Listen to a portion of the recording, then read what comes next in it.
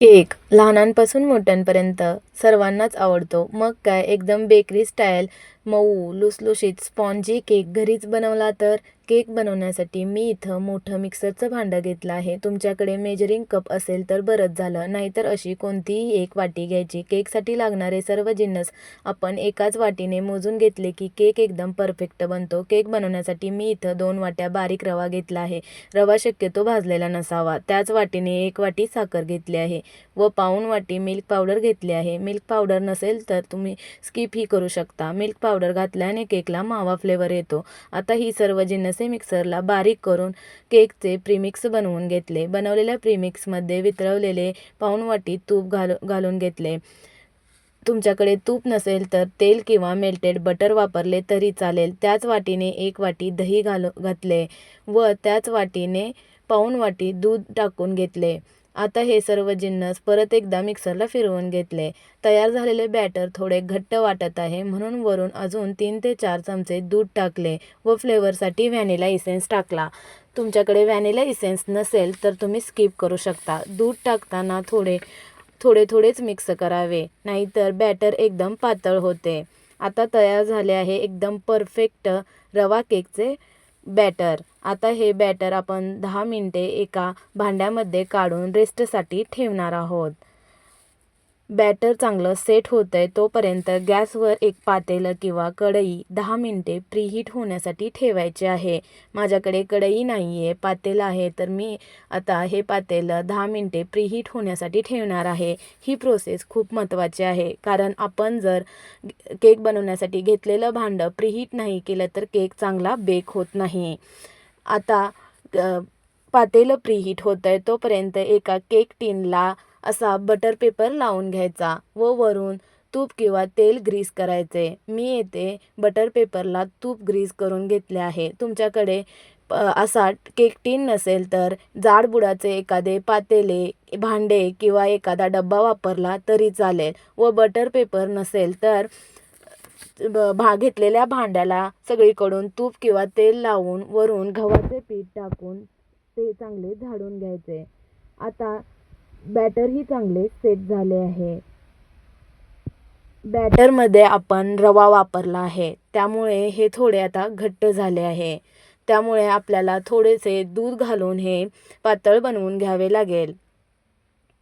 बनवलेल्या बॅटरमध्ये आता आपण लगेचच बेकिंग पावडर टाकून घेणार आहोत. बेकिंग पावडर टाकली की बॅटर जास्त वेळ ठेवायचे नाही, लगेचच केक टिनमध्ये काढून घ्यायचे. मी येथे 1 चमचा बेकिंग पावडर वापरली आहे. बेकिंग पावडर टाकून वरून बॅटर पातळ करण्यासाठी 3 ते 4 चमचे परत एकदा दूध ओतून बॅटर चांगले मिक्सरने फेटून घेतले आहे. ही प्रोसेस खूप महत्त्वाची आहे. बेकिंग पावडर पूर्ण बॅटरमध्ये चांगली मिक्स झाली पाहिजे, म्हणजे बॅटर चांगले एकदम फ्लफी व हलके होते व केकही तेवढाच चांगला सॉफ्ट, स्पंजी आणि फुगून येतो. आता बनवलेले बॅटर आपण केक टिनमध्ये काढून घेणार आहोत. मुलांना केक खूप आवडतो आणि प्रत्येक वेळेस पणे बनलेला बेकरीमधला केक मुलांना खाऊ घालणे कधीही चुकीचे. त्यामुळे हायजेनिकरित्या असा घरच्या घरी केक बनवून मुलांना खाऊ घातला तर कधीही योग्यच. केक टिनही तयार आहे. आता आपण यामध्ये बनवलेले बॅटर ओतून घेणार आहोत. एकदम परफेक्ट बॅटर तयार झाले आहे. बॅटर परफेक्ट बनले की केकही एकदम परफेक्ट बनतो. एकदम मऊ अशी त्याची कन्सिस्टन्सी आली आहे. केक टिनमध्ये बॅटर ओतून झाले की असे एकदा टॅप करून घ्यायचे, म्हणजे केकमध्ये बबल्स राहत नाहीत व केक चांगल्या रीतीने बेक होतो. आता पातेलंही चांगलं प्रीहीट झालं आहे. त्यामध्ये एक स्टँड ठेवून दिला आहे खाली व त्यावर आपण केक टिन ठेवून घेणार आहोत व केक बेक होण्यासाठी त्यावर झाकण ठेवून 40 ते 45 मिनिटे ठेवून देणार आहोत. झाकण मध्ये सारखे उघडून बघायचे नाही. केक त्यामुळे फुगला जात नाही व वाफ निघून जाते. डायरेक्ट 40 ते 45 मिनिटानंतरच झाकण काढून बघायचे. आता इथे 45 मिनिटे झालेले आहेत. मी आता झाकण काढले आहे. केकला एकदम छान सुरेख रंग आलेला आहे. चाकूच्या साहाय्याने असे चाकू बुडवून मी केक बेक झाला आहे की नाही बघितले.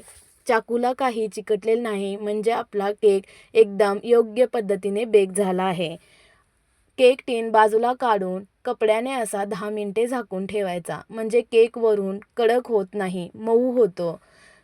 चाकूच्या साहाय्याने केकच्या कडा अशा मोकळ्या करून घ्यायच्या व एका ताटात किंवा प्लेटमध्ये असा केक टीन पलटी करून वरून टॅप करून काढून घ्यायचा. किती सुरेख खरपूस गोल्डन कलर आला आहे.